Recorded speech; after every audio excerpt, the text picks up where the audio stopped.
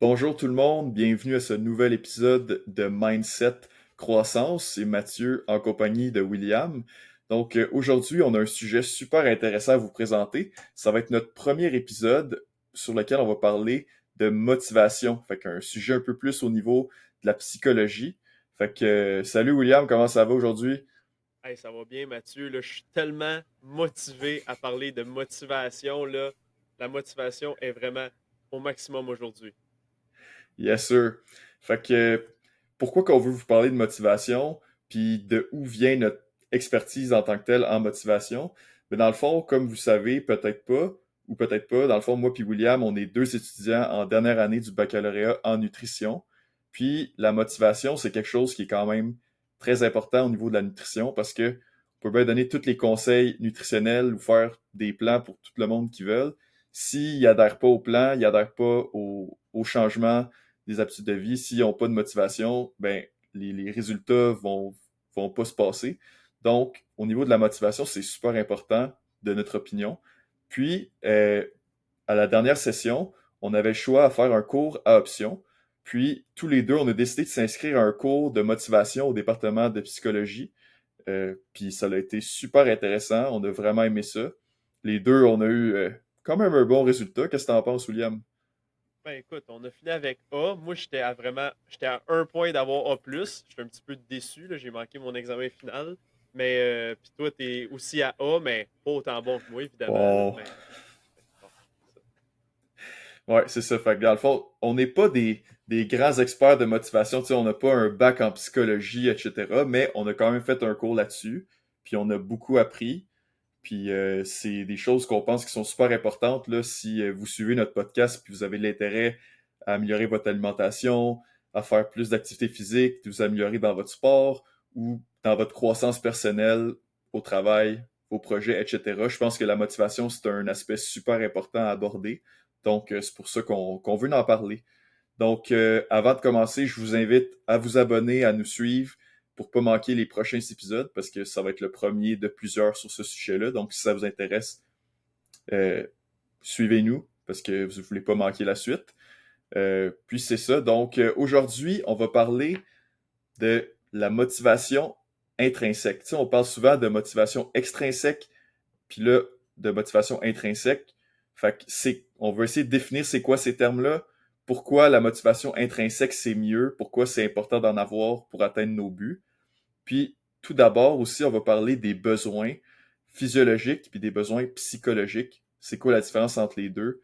En quoi c'est important pour la motivation d'avoir ces besoins-là? Donc, William, si tu veux commencer avec les besoins physiologiques, explique-nous un peu c'est quoi ça. Bon, ben dans le fond, en psychologie, comme tu viens de le mentionner, on a différents types de besoins, dont les besoins physiologiques et psychologiques. Donc, pour ce qui est des besoins physiologiques, ça va inclure trois trucs en particulier. Donc, la faim, la soif et les relations sexuelles. Donc, dans le fond, le but de ces trois besoins-là, c'est vraiment d'éviter les lésions, les déficiences. Donc, on sait que si on ne mange pas puis on ne boit pas, éventuellement, on va avoir des lésions physiques, on va manquer d'énergie, puis notre système va juste arrêter de fonctionner, nos organes vont arrêter de fonctionner à un moment donné, on va juste manquer de calories. Donc, on sait que c'est pour cette raison-là qu'il faut qu'on mange, il faut qu'on boive. Et également les relations sexuelles, tout simplement pour se reproduire en tant qu'espèce, pour assurer une des générations futures. Donc, les besoins physiologiques, c'est vraiment ça. Donc, on fait juste un cours aparté pour parler de ça au départ, parce qu'après ça, on va parler des besoins psychologiques, puis il va y avoir un lien entre le physiologique et le psychologique. Donc, pour les besoins physio, ça serait pas mal ça. Mathieu, t'avais-tu quelque chose à rajouter?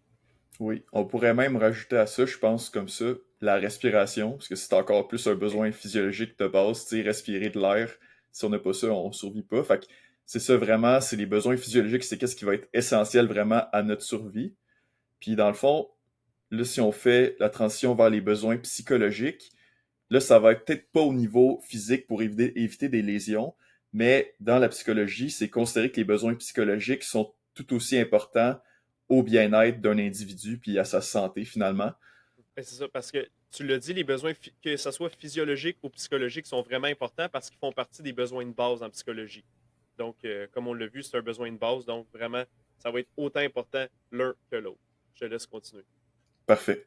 Fait que les besoins psychologiques, si on pouvait définir un petit peu qu'est-ce qu'on veut dire par là, ça va être quelqu'un qui satisfait ces besoins-là, ça va le mener à l'agentivité, qui vient de l'anglais agency, qui va être un désir d'interagir avec l'environnement de manière à favoriser son épanouissement personnel, son développement social et son bien-être psychologique. Donc, si je peux donner un exemple, quelqu'un qui a beaucoup d'agentivité, tu sais, c'est quelqu'un là qui a d'envie, il a beaucoup de projets, qui est actif, tu sais, c'est quelqu'un quand il y a un problème, il va se lever debout ou tu sais, il va agir pour trouver des solutions. C'est vraiment quelqu'un qui est actif dans sa société, dans la société, puis qui est vraiment un désir là, vraiment de faire des projets, de faire des choses dans la vie. Ça, c'est comme ça que je le vois. Je sais pas si tu veux continuer là-dessus, William. Non, je suis 100% d'accord. Là. C'est un concept qu'on avait déjà vu au départ avec les vidéos d'Alex Hormozy. C'est un Exact. gars en entrepreneuriat. Puis après ça, dans le cours de psychologie, on a entendu parler de ça dès les premiers cours là, comme étant un des concepts fondateurs de la motivation. Donc là, c'est une définition un petit peu geek là, que tu nous as présenté, Mathieu, mais genre, c'est vraiment la définition qui nous est présentée en psychologie. Mais c'est ça, là, on va définir ça avec les différents besoins psychologiques. Puis là, ça va devenir de plus en plus clair pour vous, c'est quoi l'agentivité. C'est ça. Donc, quelqu'un qui veut atteindre ce stade-là, d'être quelqu'un qui a beaucoup d'agentivité dans la vie, il va vouloir remplir ces trois besoins psychologiques qu'on dit essentiels au bien-être psychologique, qui sont l'autonomie, la compétence et l'affiliation. Donc, on peut commencer avec l'autonomie, bien sûr. Tout le monde sait un peu c'est quoi l'autonomie. Dans le fond, c'est se sentir en contrôle, sentir qu'on a le choix dans qu'est-ce qu'on fait, puis sentir aussi qu'on peut être authentique dans nos activités puis dans les choses dans lesquelles on s'engage.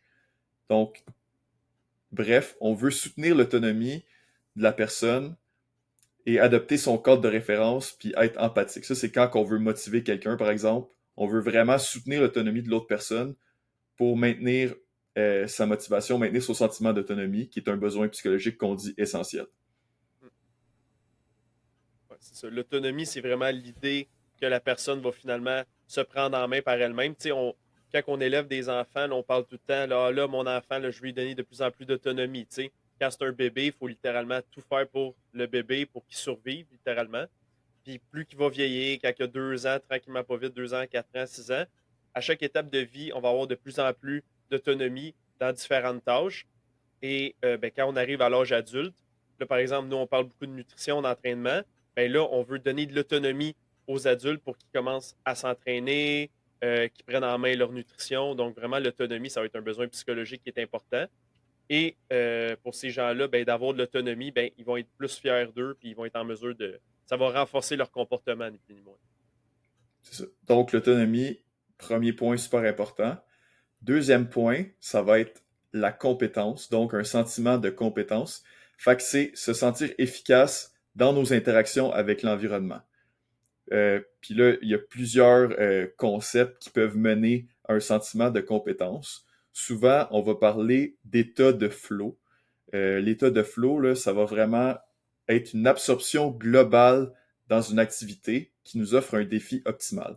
Fait que dans le fond, pas tout le monde qui a déjà vécu ça, mais des fois, quand on fait une activité puis qu'on est vraiment absorbé dans cette activité-là, puis qu'on voit comme que le temps se passe différemment. Tu sais, des fois, le temps va passer plus vite parce qu'on est tellement concentré, on est tellement dans qu'est-ce qu'on fait, que le temps passe super vite. Puis souvent, ces activités-là qui vont nous donner du flow, ben, ça va renforcer notre sentiment de compétence. Puis comment qu'on fait pour se rendre dans un état de flow? C'est, premièrement, comme je l'ai dit, quelque chose qui va nous donner un défi optimal. Donc, faut pas que ça soit trop facile, mais faut pas que ça soit trop difficile non plus, que c'est pas réalisable pour nous à ce moment-ci, dans le stade qu'on est rendu. Donc, ça prend vraiment un défi qui est difficile, mais réalisable. Ça nous prend également un objectif qui est clair. Idéalement aussi, on va avoir une rétroaction ou un feedback qui est immédiat. Comme ça, on peut tout de suite savoir, OK, je fais ça se passe bien, je fais ça se passe moins bien, il faut que j'améliore tel aspect, etc. On va avoir un sens de contrôle dans ce qu'on est en train de faire. Puis comme j'ai déjà dit tantôt, on va avoir une sensation que le temps se passe différemment. Ça va, on va être tellement concentré dans notre activité qu'on ne verra pas le temps passer. Également, pour atteindre un sentiment de compétence, c'est bon d'avoir une tolérance à l'échec. Parce qu'on sait que les erreurs, c'est normal durant l'apprentissage, puis c'est nécessaire pour atteindre une compétence dans quelque chose. Donc, si on se démotive tout de suite dès qu'on fait une erreur, dès qu'on fait un pas par en arrière, mais ça va être difficile d'atteindre un sentiment de compétence dans l'activité qu'on souhaite faire. Si je pouvais amener juste une petite précision, tu as parlé de l'état de flow au début. Le flow, c'est pas F-L-O-T, c'est F-L-O-W. C'est un mot qui nous provient de l'anglais, là. En français, il n'y a pas vraiment de bonne traduction pour définir le flow. Dans le fond, ça serait l'écoulement, l'idée d'un mouvement, d'une fluidité, quelque chose qui coule. Donc, vraiment, si on parle en termes de flow, je pense que c'est un terme qui peut être vraiment applicable aux artistes. Là, tu sais, quand ils sont en processus de création, souvent, que ce soit un musicien qui est en train de jouer de la guitare ou un artiste peintre qui est en train de peinturer ou un écrivain qui est en train d'écrire un livre, whatever, et qui est vraiment concentré dans sa tâche, à ce moment-là, on peut parler d'un état de flow. Comme ça coule tout seul, ça va bien, c'est fluide, il y a du mouvement là-dedans. Puis le processus est enclenché, puis on dirait qu'il ne voit plus le temps passer. Donc, c'est juste ça. Le flow, c'est un mot en anglais. Mais Ouais. Puis il y a plusieurs exemples qu'on peut donner aussi. Moi, un exemple que je peux voir, c'est, tu sais, quand on fait un sport comme, par exemple, n'importe quel sport, mais moi, je prends l'exemple, mettons, euh, du tennis ou du pickleball, là, parce que je joue à ça ces temps-ci avec mes amis. Puis, tu sais, quand t'es dans un échange, là, t'es vraiment concentré, puis là, t'envoies la balle, puis là, ton ami te la renvoie, puis là, faut que tu y la renvoies. On dirait, pendant que t'es dans un échange, là, tu sais, t'es concentré 100% sur ça, c'est tout ton corps, toute ton activité oculaire, tout ton cerveau, t'es vraiment concentré sur le jeu, puis tu sais, faut que tu vois la balle, elle s'en va où, c'est quoi ton prochain pas, comment tu vas la frapper, où que tu vas la frapper, où est-ce que ton adversaire est situé sur le terrain en avant de toi, faut que tu l'envoies assez haut pour passer le filet, mais pas trop loin pour qu'elle soit en dehors du terrain. Donc, on est tellement dans un état de concentration absolue. C'est un peu ça la définition du flow. Un autre exemple que j'aurais, c'est, par exemple, dans mon adolescence, j'ai beaucoup joué à des jeux vidéo. Puis quand on est vraiment dans une game, là, dans un jeu, on est concentré, puis on voit pas le temps passer, puis on passe des heures à jouer à des jeux vidéo parce qu'on est tellement absorbé par le jeu, on est tellement dans un état de flow. Puis souvent aussi, quand on parlait de défi optimal, les jeux vidéo, ça fonctionne un peu comme ça. Tu sais, on va faire le niveau 1, puis au début, c'est facile, mais on est nouveau, fait qu'on le connaît pas. Puis le plus qu'on monte dans les niveaux, plus que ça devient difficile, puis plus que la difficulté est adaptée à notre niveau de compétence dans le jeu. Donc ça peut être un autre exemple de flow.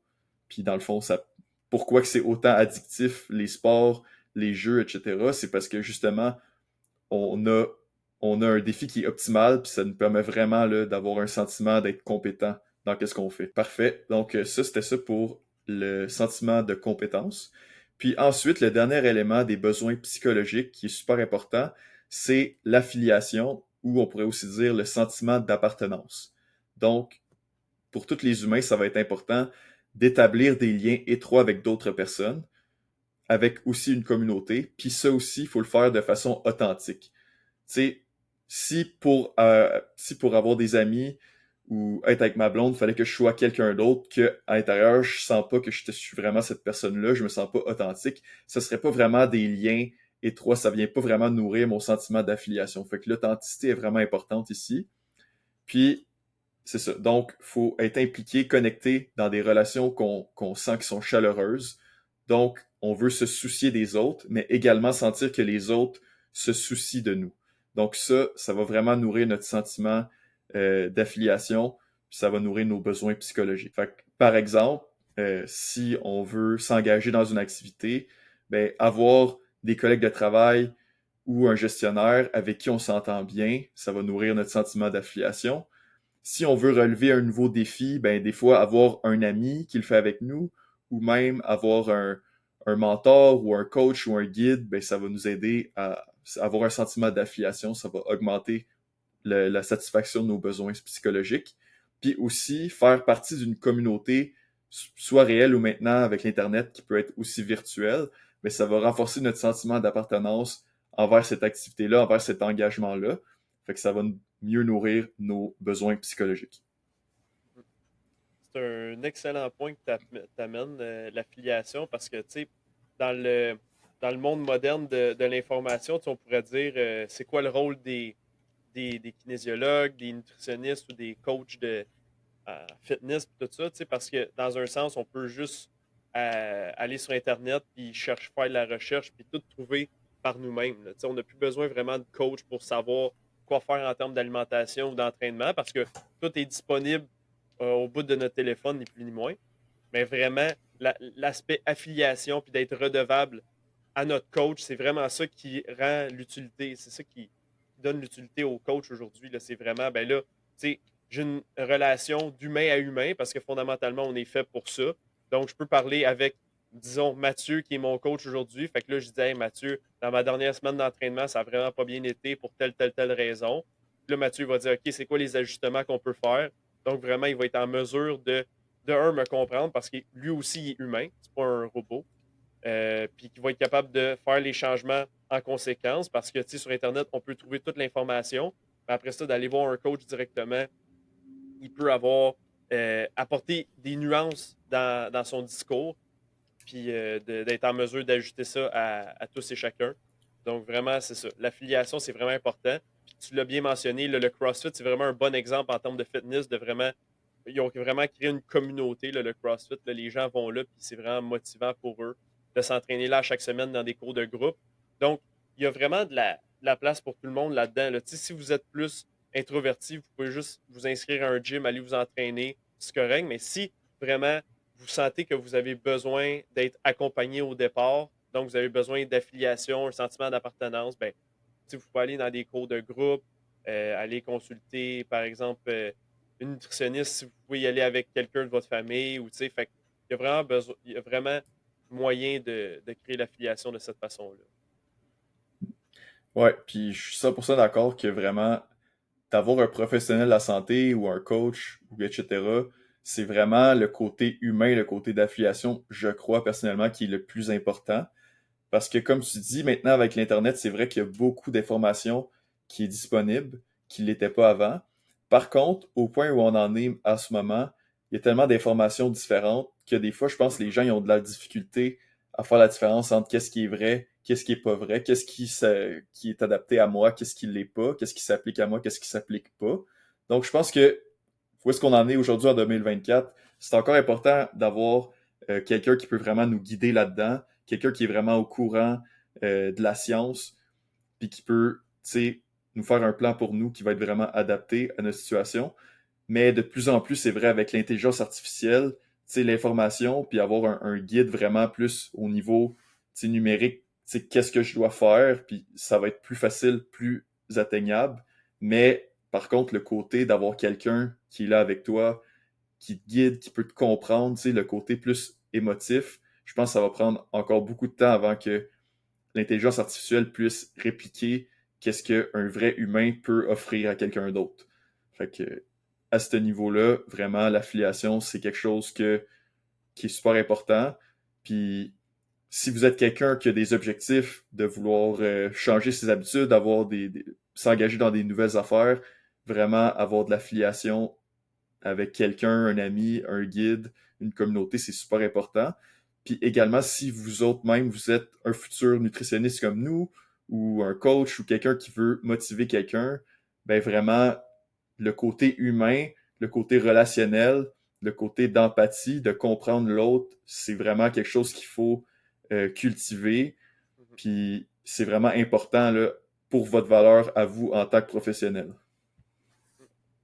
Bon, ben, je pense que ça conclut la section des besoins psychologique.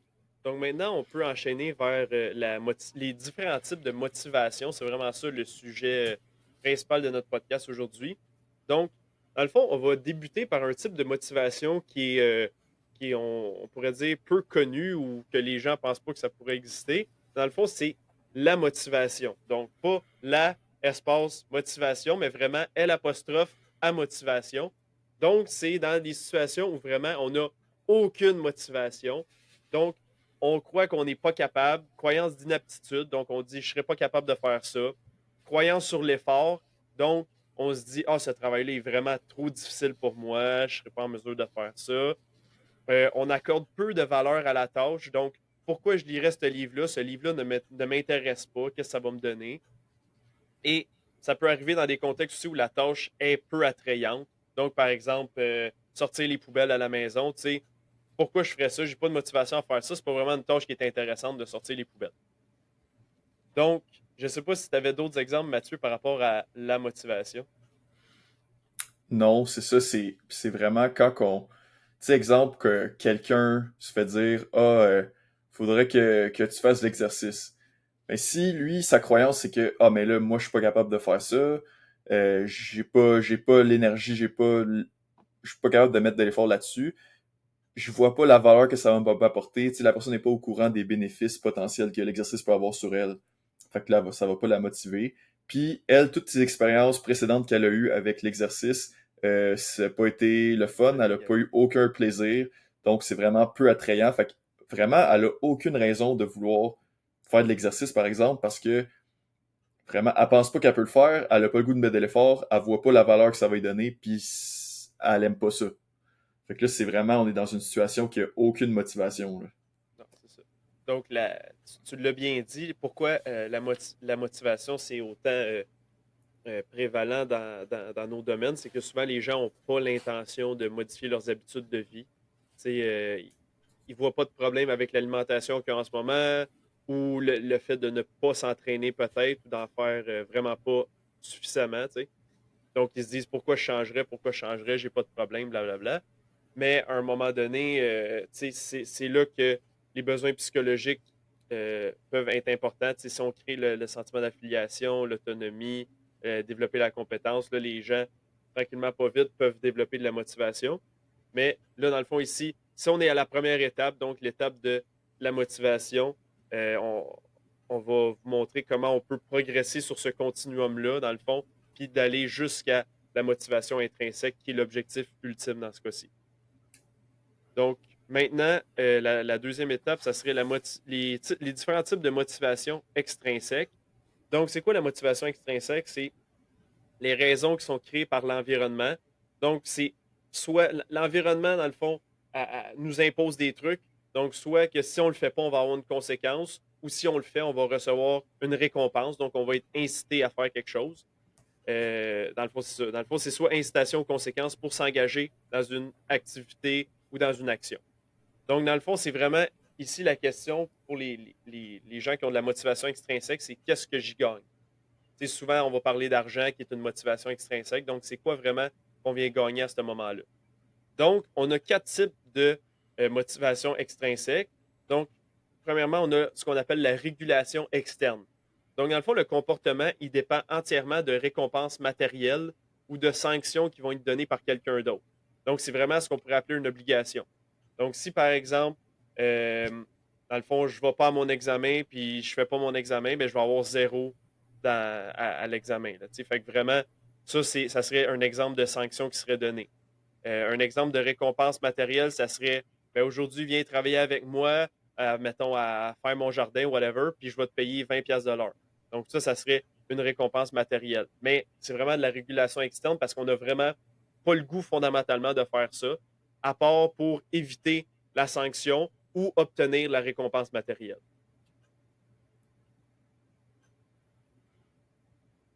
OK. Donc, le deuxième type de régulation, ça va être la régulation introjectée. Les contraintes portées par d'autres sont intériorisées.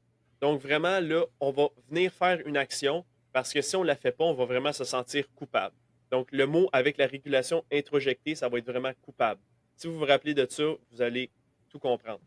Donc, aujourd'hui, tu sais, dans le fond, si je ne vais pas à mon match de baseball ce soir, j'ai pas vraiment le goût d'aller jouer au baseball ce soir, mais je vais quand même y aller parce que sinon, je sais que mon coach, qui est une personne que je tiens beaucoup, ben, si je ne vais pas, cette personne-là va être déçue. Donc, moi, je vais me sentir coupable par rapport à ça. Donc, c'est vraiment d'accomplir une action, mais vraiment pour ne pas se sentir coupable et faire plaisir à quelqu'un d'autre, ni plus ni moins. Avais-tu Ça, un exemple, Mathieu, à nous mentionner?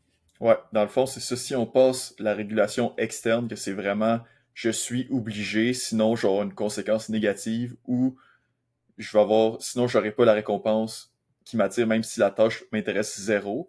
Mais là, on intériorise un petit peu, on commence un petit peu à intérioriser quelque chose parce que c'est la régulation introjectée, c'est la contrainte que quelqu'un d'autre me met, je vais l'intérioriser. Donc, l'exemple du coach était parfait. Je me sens coupable si je vois pas mon match parce que mon coach puis mon équipe tient à moi, ils ont besoin de moi pour faire le match. Ça peut être aussi, tu sais, si par contre ma mère me dit que je devrais faire ça, fait que là je me sens mal parce que je le fais pas, mais moi j'ai pas vraiment le goût. J'ai rien vraiment intérieur qui me motive sauf de pas décevoir la personne qui veut que je fasse telle action, que je m'engage dans telle chose. C'est pour ça que ça nous ramène encore aux besoins psychologiques de l'affiliation. L'affiliation, au départ, si vous avez de la difficulté à vous initier dans l'activité physique, par exemple, l'affiliation, ça va être extrêmement important parce que là, on vient faire de la régulation introjectée. Donc, on est encore dans une motivation extrinsèque, mais ça va quand même nous pousser à faire l'action, étant donné qu'on a de l'affiliation avec quelqu'un. Donc, mettons, vous vous inscrivez vous voulez aller au gym, mais là, vous vous dites, ah, je n'irai pas au gym juste tout seul, fait que je veux aller dans un cours de groupe, mettons au Nautilus. Mais si vous y allez déjà avec votre mère, avec votre soeur, avec votre ami, peu importe, ben là, si cette personne-là assiste déjà au cours de groupe, ben vous allez dire, ben là, j'ai pas le choix d'y aller parce que sinon, je vais me sentir coupable de ne pas y aller parce que ma soeur, elle va être là tout seule. Là, tu sais. Donc, c'est pour ça que l'affiliation, ça peut vraiment vous aider au départ à initier le changement. Là. Ça. Mais par contre, la régulation introjectée, on est encore dans la motivation extrinsèque. Fait que si on veut vraiment appliquer des changements qui vont être durables, ben c'est pas suffisant. Ça va nous prendre plus que ça. Fait que si tu veux continuer, voir c'est quoi la prochaine étape. Oui, c'est ça. Puis également, ça ne sera pas soutenable dans le temps. Là. Tu sais, à un moment donné, on va juste abandonner le changement parce qu'on peut pas tout le temps on peut pas juste se sentir coupable tout le temps. À un moment donné, on va passer par-dessus ce sentiment-là, puis on va juste laisser faire. Donc, ensuite, on a le troisième type de régulation qui est la régulation identifiée. Donc, de plus en plus, on commence à s'identifier à quelque chose. Donc, ici, c'est l'intériorisation d'aspects volontaires qui sont portés par d'autres. Donc, euh, là, dans le fond, on vient vraiment faire l'action pour nous personnellement. Donc, c'est identifié. Par exemple, je choisis de faire du bénévolat pour mon CV. Donc là, on ne veut pas faire plaisir à quelqu'un d'autre, on veut vraiment le faire pour nous. Donc, c'est une action qui est faite pour nous. Mais, tu sais, on le fait quand même pour quelque chose d'externe. Tu sais, dans ce cas-ci, je choisis de faire du bénévolat pour mon CV. On le fait pour nous, mais pas vraiment. On le fait plus pour notre CV, pour notre apparence aux yeux de la société. Là. Mhm. Tu sais, dans cet exemple-là, ce serait quelqu'un qui obtient pas vraiment de plaisir à faire du bénévolat. C'est pas vraiment quelque chose qui a le goût plus que ça de faire, mais il choisit de le faire quand même pour une raison qui est personnelle à lui, qui est d'avoir quelque chose à écrire dans son CV. Fait que, encore une fois, on est encore dans de la motivation externe, mais comparé aux deux choses précédentes, les deux précédentes régulations qu'on a parlé, c'est plus intérieur, tu sais, on est plus autonome parce qu'on le fait pour nous quand même. Exactement. Et finalement, le quatrième type de régulation, c'est la régulation intégrée.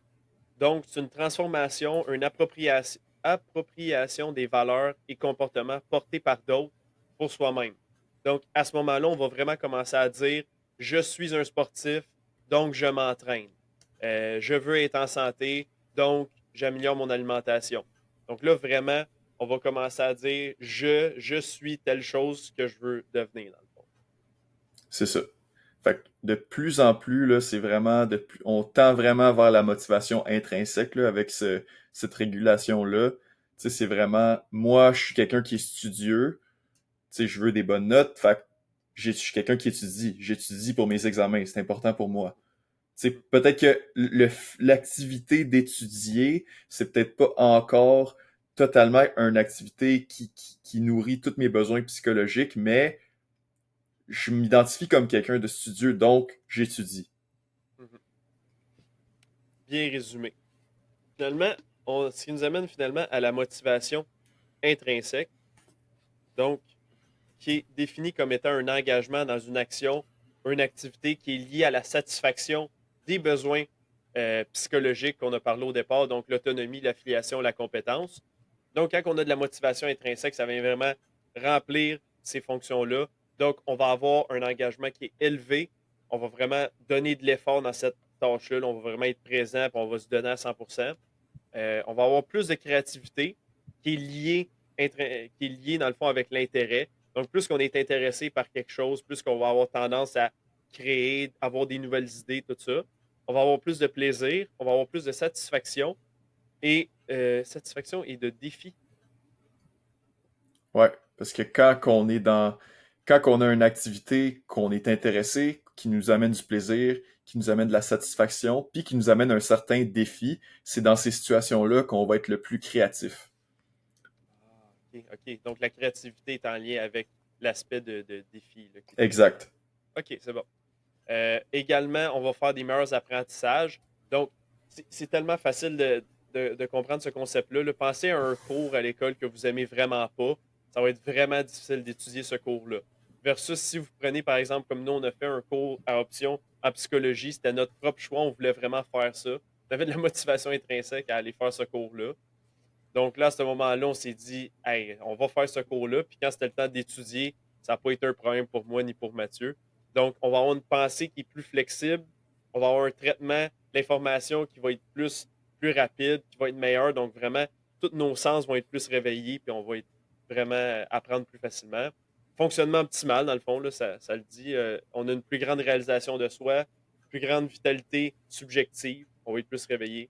Euh, Moins de tendance à avoir de l'anxiété et de la dépression quand on fait quelque chose qui provient de la motivation intrinsèque, puis finalement une meilleure estime de soi. Donc, la motivation intrinsèque, c'est vraiment un objectif à atteindre dans les actions qu'on décide de faire dans la vie, là, parce que vraiment, si on a une motivation intrinsèque, on n'aura jamais le sentiment que ça va être forçant, là, que ce soit au travail, dans nos activités sportives, récréatives. Là, vraiment, si on est motivé intrinsèquement, ça va être super facile. Ouais. Puis, tu sais, c'est sûr que l'idée, c'est vraiment un idéal. Donc, dans la vie, ce sera pas toujours possible d'atteindre cet idéal-là. Fait qu'on va essayer de choisir des activités qui vont nous motiver, des activités qui vont nourrir cette motivation intrinsèque-là. Fait que si vous essayez de vous motiver pour quelque chose, essayez dans votre choix initial de qu'est-ce que vous allez choisir comme activité. Mais également, c'est aussi une question de perspective. Si on est capable de changer notre perspective, puis de se mettre dans une perspective où ben, on vient nourrir nos besoins psychologiques, où on pense à des idées de pourquoi cette activité-là que je fais, ça vient nourrir mes besoins psychologiques, ou ajouter des choses à nos activités, nos engagements qui viennent nourrir nos besoins psychologiques, ça va augmenter la motivation intrinsèque, donc ça va rendre ça plus facile d'atteindre nos buts, nos objectifs, puis que ça devienne une habitude. Là. Donc, ça conclut les différents types de motivation. Donc, si on récapitule vite, vite, on commence au départ avec L apostrophe à motivation. Donc, c'est quand on n'a vraiment aucune motivation à rien faire. Puis si on s'en va de plus en plus vers la droite sur notre spectre, on va avoir la motivation extrinsèque. Puis là, on a vu les quatre types de régulation pour la motivation extrinsèque qui sont la régulation externe. Donc, on va faire quelque chose vraiment pour une obligation. Ensuite, la régulation introjectée. Donc, si on ne fait pas quelque chose, on va se sentir coupable. Après ça, on a la régulation identifiée. Donc, on va faire quelque chose pour notre apparence en société, si on veut. Puis ensuite, on va avoir la régulation intégrée. Donc, là, on commence de plus en plus à intégrer les valeurs et les comportements. Donc, on va dire je suis un sportif, par exemple. Et finalement, on va avoir la motivation intrinsèque, vraiment où là, on va avoir un engagement vraiment élevé dans les activités et les actions qu'on va entreprendre. Donc, est-ce que tu avais des exemples, Mathieu, à nous présenter par rapport à la motivation? Oui, mais dans le fond, comme on a compris, c'est que pour avoir une motivation intrinsèque, on veut vraiment une activité, une action, un engagement qui va nourrir nos besoins psychologiques. Les besoins psychologiques qu'on a mentionnés plus tôt, qui étaient l'autonomie, la compétence et l'affiliation. Donc, j'ai plusieurs exemples de comment qu'on pourrait augmenter chacun de ces aspects-là par rapport à la tâche qu'on essaie d'accomplir. Donc, premièrement, une tâche ou un travail que l'on fait par choix ou de façon autonome, ça va tendre à augmenter la motivation intrinsèque. Bien sûr, euh, il y a certaines affaires, des fois, qu'on n'a pas vraiment le choix, mais si on peut essayer tu sais, par exemple, au travail, si on se sent vraiment pris dans notre façon de faire, on se sent pas autonome, on pourrait parler avec notre boss, avec notre gestionnaire, voir comment qu'on pourrait avoir plus d'autonomie pour réaliser nos tâches. Puis des fois, ça va augmenter notre motivation à faire celle-ci.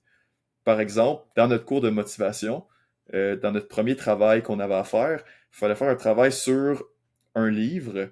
Et puis, la professeure nous a donné plus d'autonomie que dans aucun autre cours que j'ai jamais eu ou presque. Dans le fond, on avait 3 choix de livres qu'on pouvait choisir qui parlaient de la motivation et également, à l'intérieur de chacun de ces livres, on pouvait choisir 3 chapitres qu'on devait lire puis sur lesquels on devait faire notre travail qui était un résumé puis un peu une analyse de ce qui était dit dans le livre. Donc vraiment, là, j'étais un petit peu plus motivé que d'autres travaux parce que vraiment, j'avais choisi ce livre-là parce que je m'étais renseigné puis c'était lui qui m'intéressait le plus. Puis là, j'ai pu choisir les chapitres qui m'ont tapé l'œil puis qui me semblaient les plus intéressants. Fait que là, ça a augmenté mon sentiment d'autonomie, donc ma motivation à faire le travail était meilleure. Également, un autre exemple, ça serait quelqu'un qui va voir un coach pour faire un programme d'entraînement, par exemple au gym. Ben, si le client est impliqué dans la conception du plan d'entraînement, puis qui peut intégrer certains de ses exercices favoris dans le plan, ben, il va probablement se sentir plus autonome, puis il va être plus motivé après ça à aller réaliser son plan à chaque semaine. Ouais, exactement. Ça résume vraiment bien. Sinon, un autre exemple qu'on pourrait avoir, ça serait en alimentation aussi, vraiment de. Tu sais, il y a plusieurs façons, par exemple, d'améliorer son alimentation. Là, les gens nous demandent souvent: ah, c'est bon manger des kiwis ou manger. C'est quoi, faut que je mange pour être en santé? Tu sais, la vérité, c'est que, tu sais, il y a des règles générales qu'on doit suivre, mais après ça, tu sais, dans un cadre général, si on vous dit manger des grains entiers, si pour vous, ça représente de manger du pain de blé entier, ben, c'est bon, mais si vous n'aimez pas ça, ça va être d'autres choses. Ça, c'est pas obligé d'être du pain, ça peut être des céréales de blé entier, ça peut être du gruyot, n'importe quoi. Donc, tu sais, dans un cadre général, si on vous dit manger des fruits et légumes, vous n'êtes pas obligé de manger des bananes spécifiquement parce que là, tel, tel fitness guru, il vous a dit que là, les bananes, il y avait telle quantité de magnésium, puis que là, le magnésium, c'était super important. Donc, tu sais, de venir vraiment cibler des nutriments, tout ça, c'est pas vraiment ça l'idée. Donc, si on suit un cadre général, on vous dit de manger des protéines, de manger des fruits et des légumes, des gras essentiels. Donc, à ce moment-là, c'est assez large l'éventail de trucs qu'on peut avoir dans notre assiette. Donc, si on choisit des aliments qu'on aime déjà, bon, on va avoir beaucoup plus de motivation intrinsèque à mieux manger. Non, c'est ça. Puis c'est sûr que c'est possible de se découvrir un goût pour quelque chose à force d'être exposé à ça. Donc, tu sais, si quelqu'un aime pas les bananes, ben s'il se met à en manger un petit peu, puis qu'il en mange régulièrement, il va finir par aimer ça probablement. Mais tu sais, quand on cherche à motiver quelqu'un, ben on va le laisser un peu faire ses choix, tu sais. Si on dit qu'il faudrait manger 5 fruits et légumes à chaque jour, ben tu sais, laisser la personne décider lesquels qu'elle veut manger, lesquels qu'elle préfère, ben là, elle va se sentir plus autonome, puis ça va probablement augmenter sa motivation. Parfait. Donc, ça, c'était pour l'autonomie, puis il y a plein d'autres exemples qui sont possibles. Mais là, on va passer à la compétence qu'on a parlé plus tôt. On avait parlé de flow state, d'état de flow. Euh, donc, réaliser une tâche qui va être avec un défi optimal, c'est vraiment important. Quand on commence une nouvelle habitude qu'on n'a jamais faite avant, une nouvelle activité, on va pas tout de suite aller au niveau 100. On va commencer au niveau 1, selon notre expérience, selon notre compétence, puis on va compléter les défis, puis prendre des défis de plus en plus difficiles. Mais il faut toujours avoir un défi qui est optimal. Si c'est trop facile, on ne sera pas motivé. On se dit, ah, je sais que je suis capable de faire ça, c'est pas motivant. Si c'est trop difficile, on va être démotivé aussi parce qu'on se dit, ah, il n'y a aucune chance que je vais être capable de réaliser ça, c'est beaucoup trop difficile. Ça nous prend quelque chose qui va nous challenger, mais qui ne va pas nous anéantir non plus. Fait que le défi optimal, c'est vraiment important. Tu sais, il y avait un exemple, une analogie tantôt. Tu sais, quelqu'un qui apprend à conduire, on va pas le mettre dans une Formule 1. On va le mettre dans une Toyota Corolla ou une Honda Civic, puis on va le mettre sur la route avec un instructeur, puis on va y apprendre à conduire. Tu sais, c'est ça aussi, ça prend du soutien, ça prend, tu sais, un niveau qui est adapté où est-ce qu'on est en ce moment, là. Fait que, tu sais, quelqu'un qui veut commencer à améliorer son alimentation, puis que là, il était habitué de manger beaucoup d'aliments ultra transformés, beaucoup de restaurants. Mais là, on va pas le mettre sur une diète de salade du jour au lendemain parce que ça va durer 2 jours puis ça t'offre pas. On va changer une affaire à la fois puis on va tendre vers une meilleure alimentation. Puis de cette façon-là, ça va être un défi qui va être probablement un peu difficile parce que changer ses habitudes alimentaires, c'est toujours difficile, mais qui est quand même faisable, réalisable, réaliste pour cette personne-là. Puis on va tendre à augmenter le défi tranquillement. Sur- surtout que l'alimentation, tu sais, l'idée d'être en santé, là, qui est un concept relativement vague, là, si on veut, mais tu sais, l'idée d'être en santé, c'est un plan de match à long terme. Là. Tu sais, c'est pas un plan de match du jour au lendemain.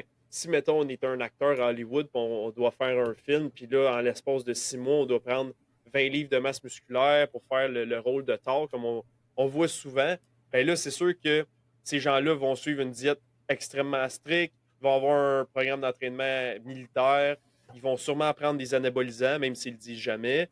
Puis là, vraiment, il faut qu'ils fassent ça, mais eux autres, c'est une question de millions de dollars. Donc, à ce moment-là, ça fait un petit peu plus de sens pourquoi c'est autant un cadre rigide. Mais pour la majorité des gens, l'idée d'être en santé, c'est un plan de match à long terme. Donc, tu sais, de faire des changements progressifs, de développer tranquillement les compétences. Donc, tu sais, en tant que nutritionniste, on pourrait dire c'est nous, on a le plus de compétences en termes de nutrition, d'alimentation. Donc, on essaie de transmettre ces compétences-là à nos clients, à nos patients. Bien, tu sais, on y va tranquillement, pas vite. On y va pas du jour au lendemain. Là, je te donne mon livre, puis là, tu apprends tout. Tu sais, non, non, on va y aller une étape à la fois, puis on va développer ces compétences-là tranquillement, pas vite. Au début, c'est sûr que là, on va venir renforcer l'affiliation avec eux. On va leur donner tranquillement quelques compétences. Puis éventuellement, l'objectif final, ça va être qu'ils soient à 100% autonomes dans leur alimentation et qu'ils n'aient plus besoin de nous. C'est vraiment ça, l'objectif. C'est vraiment l'idée du débutant avec son maître, avec son expert, qui lui apprend tranquillement pas vite les différents trucs. Puis un jour, on espère que l'élève va battre le maître. C'est ça. Puis tu sais, dans la vie, c'est toujours comme ça. Tu sais, quand on commence à l'école en maternelle, on fait pas de l'algèbre, là. Tu sais, on apprend à compter 1, 2, 3, puis après ça, on apprend les additions, les soustractions, puis tranquillement, on monte dans les niveaux. C'est la même chose, tu sais, dans un sport, tu sais, mettons, là, ceux qui font des arts martiaux, ou du karaté, ou du jiu-jitsu, au début, tu commences, puis t'es ceinture blanche, puis là, tu te bats contre des ceintures blanches, puis là, quand t'es meilleur, tu changes de ceinture, tu montes de couleur, tu changes de catégorie, puis là, tu te bats contre des gens qui sont de plus en plus expérimentés, de plus en plus qualifiés. C'est un peu le même principe. On veut vraiment être conscient de notre compétence actuelle, d'à quel niveau on est par rapport à cette activité-là, puis se mettre un défi qu'on va être capable de faire. Tu sais, oui, ça peut être un défi qui est challengeant, qui va nous demander de l'effort, mais il faut pas que ça soit un effort qui est insurmontable non plus. Ensuite, on avait aussi parlé tantôt de rétroaction rapide. Fait que, tu sais, avoir quelqu'un qui est là avec nous, puis que quand on fait des erreurs, il peut nous le dire. Oui, pas quelqu'un qui va nous être après nous tout le temps, puis nous taper ses nerfs comme quelqu'un qui fait de la micro-gestion, qui est tout le temps par-dessus notre épaule. Mais tu sais, que par exemple, à chaque semaine ou à chaque mois, on voit notre nutritionniste, puis là, on peut dire qu'est-ce qu'on a fait, qu'est-ce qui est arrivé, qu'est-ce qui a moins bien été, puis discuter avec lui qu'est-ce qu'on peut améliorer pour la prochaine fois. Je pense que c'est important d'être au courant de nos points faibles, puis de pouvoir les améliorer. C'est un excellent point. Moi, je veux juste revenir. Comment t'as dit ça tantôt? Le jiu-jitsu? Jiu-jitsu? Oui, ouais, Jiu-jitsu? exact. Ok. C'est bon, ça m'a juste fait rire. Ça met de la couleur dans le podcast, le jiu-jitsu.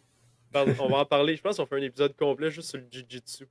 Faudrait qu'on Juste pour trouve utiliser. quelqu'un qui fait du jiu-jitsu. Si quelqu'un dans Ben, l'auditoire fait du ouais. jiu-jitsu, puis vous voulez venir en parler sur le podcast, contactez-nous en commentaire ou laissez un commentaire ou quelque chose, puis ça serait super intéressant. Hey, ça, faut faire un reel avec ça, là. Ben, j'ai un de mes amis, Chris, qui a commencé à faire du jiu-jitsu brésilien, là. Ouais. Brazilian Jiu-Jitsu. Puis c'est vraiment, il m'expliquait ça, c'est vraiment intéressant là, comme sport de combat. Là. Fait que on continue sur la compétence. Ensuite, on veut un défi optimal, une rétroaction rapide, puis on veut un objectif puis un plan clair. T'sais, on veut savoir qu'est-ce qu'on doit faire, faut pas qu'on aille à trop y penser. Puis on veut un sentiment de contrôle par rapport à ça, puis on a parlé aussi de tolérance à l'échec parce que si on fait des erreurs puis qu'on est tout de suite démotivé, ben, les erreurs, c'est important. Il faut apprendre de nos erreurs pour s'améliorer. Il faut voir ça de façon positive. Il ne faut pas se démotiver à la moindre erreur, au moindre échec. Donc, débuter avec une nouvelle aptitude, difficulté à adapter à notre niveau, un plan clair, avoir un bon feedback, une bonne tolérance à l'échec. Puis finalement, le point de l'affiliation, sentiment d'appartenance qu'on a parlé beaucoup durant l'épisode, mais avoir un ami, avoir notre conjointe, avoir quelqu'un de notre famille, ou sinon un mentor, un coach, un professionnel pour nous accompagner, ça va vraiment nous aider là, à atteindre nos buts, nos objectifs par rapport à ça. Puis aussi faire partie d'une communauté qu'on a parlé soit dans le monde réel ou dans un monde virtuel, ça va aussi aider notre motivation intrinsèque. Puis là, quand on parle de communauté virtuelle, super bon exemple. En ce moment, vous êtes en train d'écouter notre podcast Mindset Croissance. Puis, veut pas, en nous écoutant, vous faites un petit peu partie de la conversation. Vous développez, veut pas, votre sentiment d'appartenance, votre sentiment d'affiliation avec des gens qui sont motivés, parce qu'on se considère quand même motivé, avec des gens pour qui l'activité physique c'est super important, avec qui l'alimentation c'est important, les bonnes habitudes de vie. Donc, veut pas, juste en écoutant votre podcast, vous êtes en train de nourrir votre sentiment d'appartenance à ça. Puis, si vous voulez encore plus nourrir votre sentiment d'appartenance, vous pouvez nous laisser des commentaires, vous pouvez entrer en contact avec nous si vous avez des questions. Ça va encore plus nourrir ce sentiment-là. Meilleur exemple. C'est incroyable. Bon, fait que ça, c'était un peu des exemples. Si vous avez d'autres questions là-dessus, posez-nous des questions, mettez des commentaires. On va passer au coût caché de la motivation extrinsèque. Ça, c'est William qui va nous expliquer ça. Yes. Bon, dans le fond, on a parlé tantôt de motivation extrinsèque, que dans le fond, si on va accomplir l'action pour quelqu'un d'autre, souvent pour quelque chose d'externe, donc à cause de l'environnement, on doit faire quelque chose, une obligation. Bon. Donc, dans le fond, il y a un coût caché par rapport à ça. Donc, tu sais, on a parlé tantôt de je dois faire une action pour avoir une récompense matérielle. Ça peut être de l'argent, ça peut être plein de choses. Mais dans le fond, l'ajout d'une récompense liée à l'engagement dans un comportement, ça va tendre à augmenter l'adhérence au comportement. Donc, si, mettons, je te dis, viens travailler avec moi, mettons, on va scier du bois, peu importe, je te dis ça, puis je te dis, c'est quoi j'ai en récompense? Ben, rien. C'est juste, tu vas venir, on va jouer ensemble, on va travailler. Bon, OK. Fait que là, tu n'as pas vraiment le goût de recommencer le comportement. Mais si je te dis, viens chez nous faire la même chose, puis je te donne 20 ah, là, OK, tu vas être content. Là, plus j'augmente l'argent, plus je monte à 40, 60 là, tu vas être de plus en plus content. Donc, ça va augmenter ton adhérence au comportement, mais ça va vraiment venir diminuer ta motivation intrinsèque. Parce que là, pourquoi tu viens chez moi pour scier du bois? C'est vraiment parce que je te donne le 20 le 40 le 60 et ainsi de suite. Tu n'as pas vraiment, toi, vraiment le goût de t'engager dans cette action-là. Donc, l'engagement dans l'activité nourrit de moins en moins nos besoins psychologiques, d'autonomie, d'affiliation, de compétences. Et si éventuellement on viendrait à retirer la récompense, ben, ça risque de diminuer drastiquement la motivation à s'engager dans le comportement. Donc, si du jour au lendemain, j'augmentais tout le temps ton salaire, puis qu'éventuellement, je disais, ah, ben là, demain, Mathieu, on vient comme à cause départ, puis tu viens juste chez nous scier du bois juste pour le plaisir. Ben là, tu vas vraiment avoir, tu n'auras plus le goût pas en tout de venir chez nous pour scier du bois. T'sais. Non, c'est ça. Fait qu'il faut vraiment faire attention. Là, quand on a une activité avec laquelle on est motivé de façon intrinsèque, quelque chose qui nourrit nos besoins psychologiques, c'est bon, mais puis c'est vrai qu'ajouter une récompense, ça va peut-être améliorer notre adhérence, mais il faut faire attention parce que ça va diminuer notre motivation intrinsèque.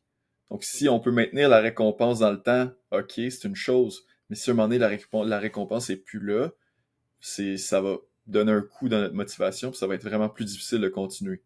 Puis il y a un exemple fascinant par rapport à ça. Ils ont fait une étude, c'est une vieille étude, je pense que c'est dans les années 70. C'est avec des enfants qui faisaient du coloriage ou du dessin. Puis dans le fond, au départ, les enfants faisaient du coloriage par eux-mêmes, juste parce que ça leur donnait du plaisir. Ils aimaient ça faire du coloriage, colorier avec leurs amis. Tu sais, ça leur amenait du plaisir. Ils étaient vraiment motivés de façon intrinsèque à faire du coloriage. Puis là, qu'est-ce qu'on a fait? C'est on a commencé à leur donner des récompenses euh, suite au coloriage. C'était une récompense qui était attendue. Vraiment, ils s'attendaient à avoir une récompense s'ils faisaient du coloriage. Donc, de plus en plus, les enfants ils ont commencé à faire le dessin, mais juste pour avoir la récompense. Puis là, à un moment donné, quand on a décidé de retirer la récompense, ben là, les enfants voulaient plus faire de dessin.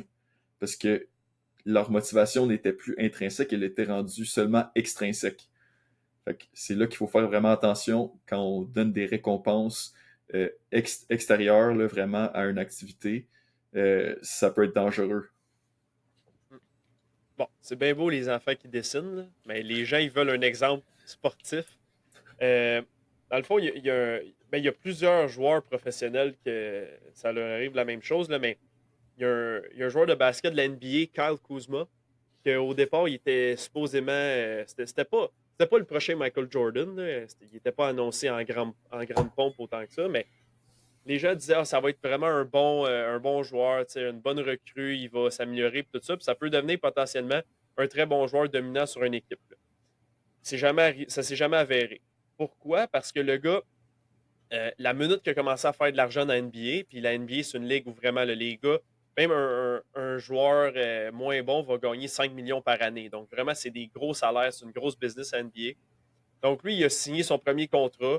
Il a eu vraiment beaucoup d'argent rapidement à un très jeune âge, à environ à 20 ans. Et à partir de là, il était dans un gros marché, il était à Los Angeles. Et lui, vraiment, la minute qu'il a eu de l'argent puis qu'il était dans un environnement où c'était vraiment le party tout le temps, comme à Los Angeles, ben, il a vraiment arrêté d'être focus sur le basket parce que là, à ce moment-là, il y avait beaucoup de récompenses qui étaient associées à une activité au départ qui était intrinsèque.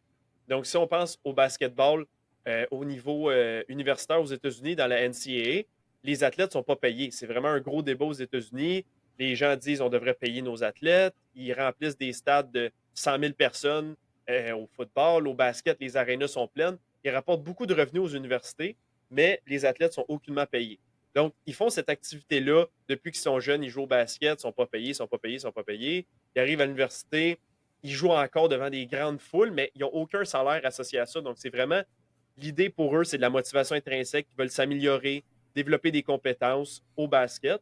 Et là, ils arrivent dans la NBA, souvent à des très jeunes âges, comme Carl Kuzma, environ à 20 ans. Il fait un salaire énorme. Il est dans un environnement qui est vraiment. Il y a moyen d'être sur le party si tu vas à Los Angeles à chaque jour, tout le temps. Et là, vraiment, ça a mal viré sa carrière. Il est devenu un joueur vraiment secondaire. Il a vraiment diminué son calibre de jeu. Donc là, la minute que son activité initialement qui était associée à une motivation intrinsèque est devenue une motivation extrinsèque, il y avait une récompense qui était associée à ça, ben, il a fait énormément d'argent, puis ça n'a plus jamais été la même chose pour lui. Et là, si on lui disait de continuer à jouer au basket sans avoir de salaire, il ne le ferait pas. Là. Versus, on prend un gars comme LeBron James. Je ne dis pas que LeBron James jouerait quand même au basketball sans avoir son salaire, mais la vérité, c'est que ce gars-là est tellement motivé par l'idée de gagner, puis de s'améliorer, puis de développer des compétences que je pense que lui, il serait quasiment prêt à jouer sans salaire. Puis de. Si on lui disait, mettons, on t'enlève ton salaire, mais que tu peux gagner la finale de la NBA, je pense qu'il prendrait ça à chaque jour. Tu sais. Ouais. Puis tu sais, on entend souvent là, quand les gens ils essaient de changer leurs habitudes, peu importe c'est quoi, on dit toujours aux gens de le faire pour eux-mêmes. Puis comme, puis là, un exemple facile, c'est les jeunes garçons qui commencent à s'entraîner. Souvent, la joke, ça va être je For commence the à m'entraîner girls. parce que je veux être musclé pour les filles, exactement. Puis comme, veux pas, c'est de la motivation qui est 100% extrinsèque. Puis en même temps, ça peut être bon parce que ça t'amène à commencer une activité. Mais en même temps, si c'est vraiment un engagement qu'on veut faire à long terme, on veut continuer à s'entraîner tout au long de notre vie, ben à un moment donné, on va se rendre compte que ça va plus nous motiver de faire ça pour avoir une relation, pour se faire une blonde, par exemple. Fait que, c'est pour ça que quand on dit tout le temps, faut le faire pour nous-mêmes, c'est pas juste le faire, oui, c'est le faire pour nous, mais vraiment, là, c'est le faire pour nourrir nos besoins psychologiques. Comme qu'on a mentionné tout au long de l'épisode, c'est vraiment ça qui va venir faire une motivation intrinsèque qui va nous permettre d'être motivé à travers le temps, puis à long terme, dans une habitude, une activité, un engagement. Fait que, est-ce qu'on conclut cet épisode-là? Je pense qu'on a fait le tour sur la motivation. Là. On n'a pas fait le tour sur la Oh, motivation, ok. Mais pour cet épisode-là, qu'est-ce qu'on voulait parler des besoins psychologiques, on voulait parler de la motivation intrinsèque, avoir une bonne définition, une bonne compréhension. Il y a, on a plein d'autres sujets sur la motivation, la psychologie qu'on veut vous parler encore. Mais pour aujourd'hui, oui, on a fait le tour. C'est bon. Donc, en conclusion, on pourrait terminer sur une question. Qu'est-ce qui fait qu'on a eu une bonne journée aujourd'hui? C'est une question qu'on peut se poser à chaque jour en tant qu'être humain. On a des vies très routiniers, mais là, ça serait une bonne idée à chaque jour de se dire qu'est-ce qui fait qu'on a eu une bonne journée aujourd'hui? Dans le fond, une bonne façon d'évaluer ça, c'est de dire ben, on a été productif, donc on a utilisé nos compétences, on a utilisé notre autonomie, on a atteint nos objectifs, on a appris, puis on se sent compétent. Donc, si on fait tous ces trucs-là, ben, ça veut dire qu'on a utilisé autonomie, affiliation et compétences. On a passé du temps en bonne compagnie, ça c'est l'affiliation. On sent qu'on fait partie d'un groupe, qu'on est aimé, apprécié, puis on se sent autonome et authentique. Donc, ça, c'est ce qui fait une bonne journée si on veut combler nos besoins psychologiques.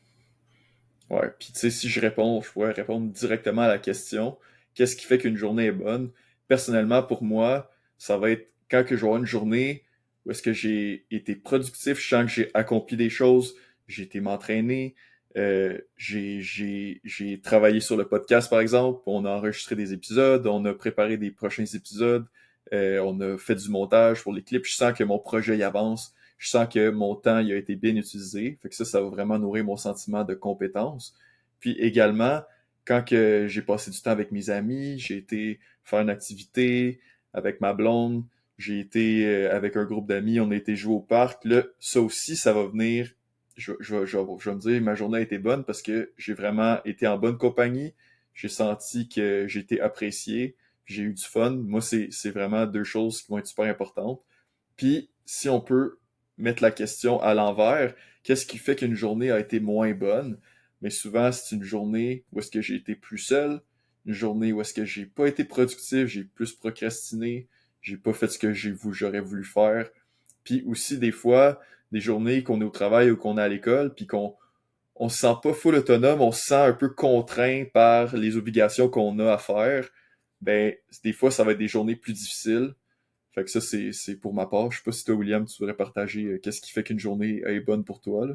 Non, mais c'est exactement ça, là. Dans le fond, si on parle d'affiliation, c'est justement d'avoir des relations sociales, peu importe avec qui, là, d'avoir un entourage qui a de l'allure, tu sais, puis de côtoyer des gens qu'on aime.